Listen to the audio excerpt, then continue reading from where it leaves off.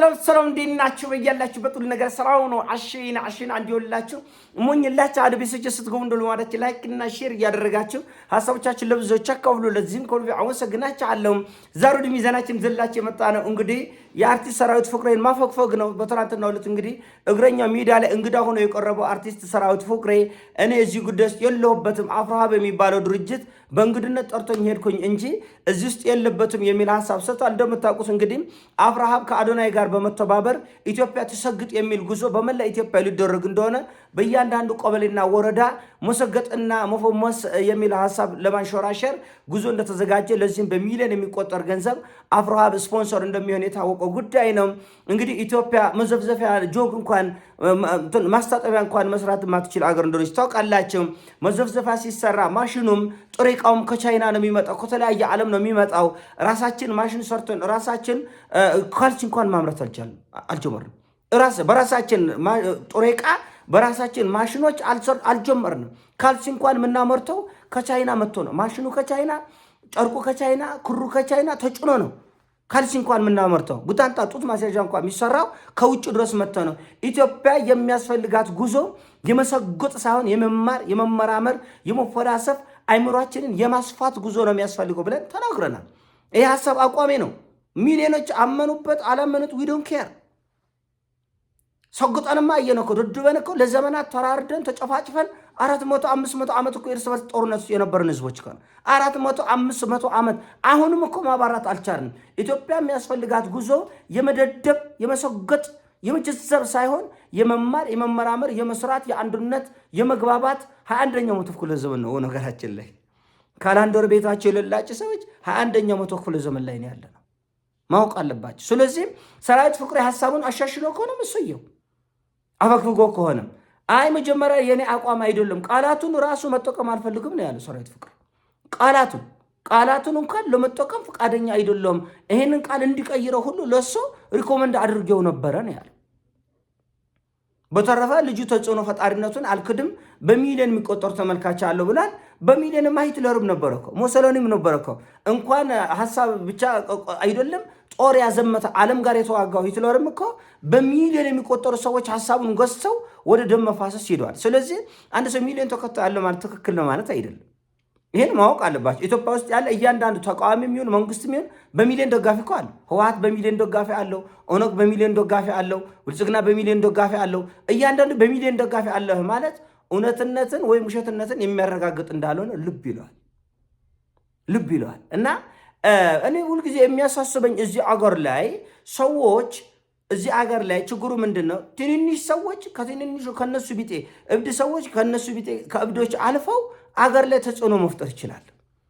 ይገርማል። ትልልቅ የምትላቸው ሰዎች ለኩታራ ጮቅላ ሐሳብ ይዘው ለመጡ ሰዎች ይንበረከካል፣ ያሳፍራል። እኔ አምለሰት አዶናይ ያቀረበች ጊዜ ሾክ ነው ያደረገው። እንዴ አልክ ሰራዊት ፍቅሬ ኢትዮጵያ ተሰግጥ በሚለው ጉዞ ላይ መገኘቱ እንግዲህ እኔ እዛ ውስጥ እጄ የለበትም ብሏል። ነገር ግን በቦታው መገኘት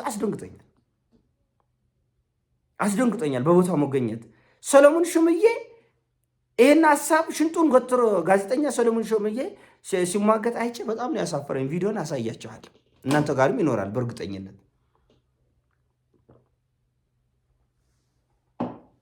ደድቦ አላለም ነው ያለው ሰለሞን ሹምዬ።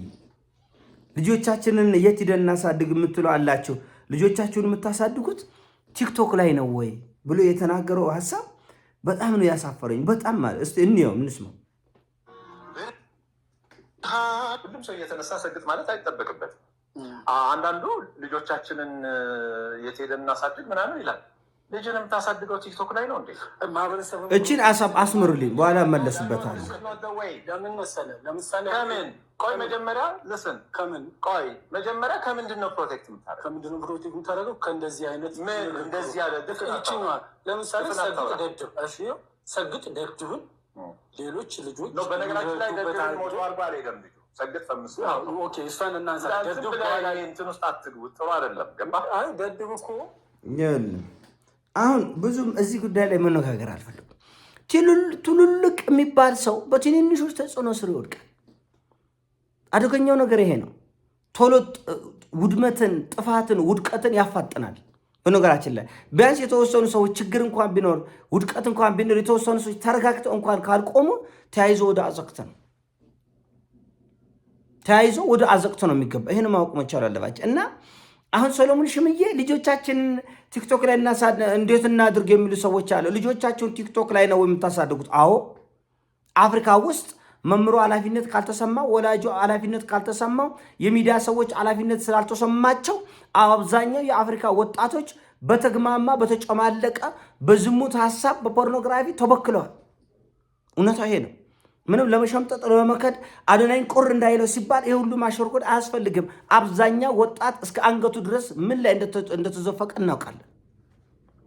ልጆቻችን ቲክቶክ ላይ ነው የምናሳድገው። አዎ ኃላፊነት የማይሰማ ሚዲያ ሰው እንደናንተና እንደኛ እስካለ ድረስ ሚዲያው ላይ አዎ ተጽዕኖ መፍጠሩ አይቀርም። ዛሬ ጨቅጨቅ ህፃን ልጆች የ2 ዓመት ልጆች እኮ ስልክ ከቤተሰብ እኮ ይነጥቃሉ እኮ ያለቅሳሉ እኮ ስልክ ካልተሰጣን ተብለው።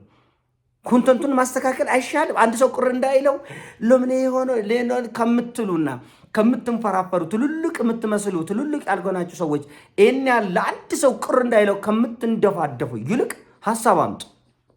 ኢትዮጵያ ኤሎን መስክ በቃ ኤሎን መስክ ነው አይደል? መሰል ሽር ጉድ የሰራ ዕድል የፈጠረ ሁሉም ሰው ቲክቶከር ሊሆን አይችልም። ያለነው ራሱ አናስፈልግም።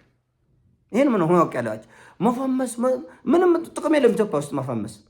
የፈመስነው በሙሉ ድርታሞች ነን። መውጣት ነው ያለብን። አገሪቱ እርሻ ነው የሚያስፈልጋት፣ ጸሎት ነው የሚያስፈልጋት፣ ኢንዱስትሪ ነው የሚያስፈልጋት፣ መማር ነው የሚያስፈልጋት። ጉዳያችን ሌላ ነው።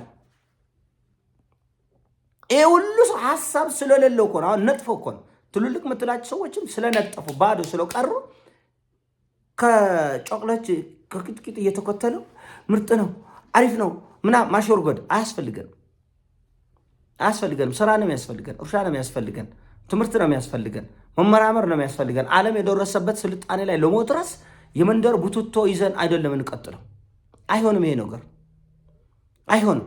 እና ደድቦ አላለም ብሏል። ይሄ እኮ ምን ማስረጃ አለው እኮ። ይሄ ምንም እኮ ጭቅጭቅ እኮ የሚያስፈልገው ጉዳይ እኮ አይደለም። ማስረጃ አለው።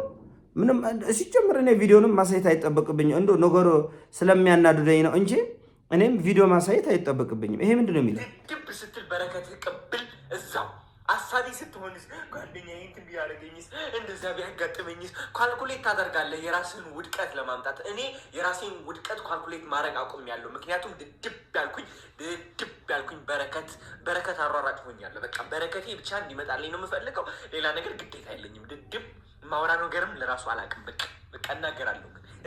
ይህን ነው እኮ የምንለው። የትኛው ዓለም ነው የተለወጠው በመደደብ?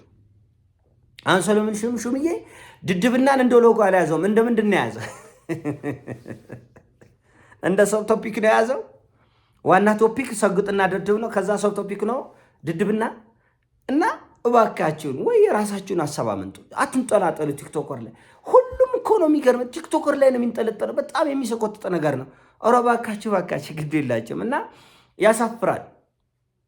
ሁላችንም ልናውቀው የሚገባ አንድ ነገር ያሳፍራል። አኳኋናችንም የሚያሳፍር ነው።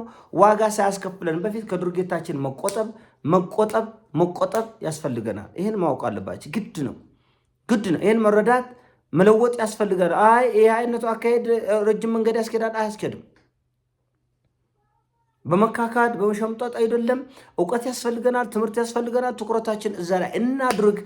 እናት አባት አትስሙ ብሏል። ደድቡ ብሏል። አይ ክፍል 1ን ስሙት ክፍል 2ን እሱ ከሆነ ሌላ ጉዳይ ነው። ጸያፍ ድርጊቶች ወጣቶች አድርጎ ብሏል። ይሄ በጣም ጸያፍ ነው። እናት አባት አትስሙ ብሏል። ይሄ ጸያፍ ነው። ሰግጡና ደድቡ ብሏል። ይሄም ጸያፍ ነው። ውሃ ቢወቅጡት እንቦጮ ነው እኮ የዚህ ሀገር ጉዳይ። ውሃ ቢወቅጡት እያያችሁም አትሰሙም፣ ማስረጃን እያቀረብንም አትሰሙም። ውሃ ቢወቅጡት እንቦጭ ነው የሆነው እና ለውጥ የለውም። በጣም ትልልቅ የምትባሉ ሰዎች የራሳችሁን ሀሳብ ማመንጨት ግድ ደግሞ አይደለም። አንዱ የተናገረውን ሌላው እንደ ገደል ማሚቶ እንደ ገደል ሰኞም፣ ማክሰኞም፣ ሮብም፣ ሐሙስም፣ ዓርብ፣ ቅዳሜ፣ እሑድ፣ መስከረም እስከ ነሐሴ ድረስ ሰግጥና ደድብ ሀሳብ ቀይር። መርግጥ ሀሳብ ነጥፈን ሊሆን ይችላል፣ ደርቀን ሊሆን ይችላል። ዝም ማለት ይቻላል። በቃ ሌላ ዓለም በዝምታ ስራ ነው። በጣም በቃ ስራ ነው። እና እኔ ቃላት የለኝም በዚህ አይነት ጉዳዮች ላይ በጣም አድካሚ ነው። ግን ዝም እንደማንል አሁንም በእርግጠኝነት ነው። ግራቻ ያለውን ያሰው ነው። ሲሞቻችን ላይ አድርግ ሼር አድርጉ። እወዳችኋለሁ። ፒስ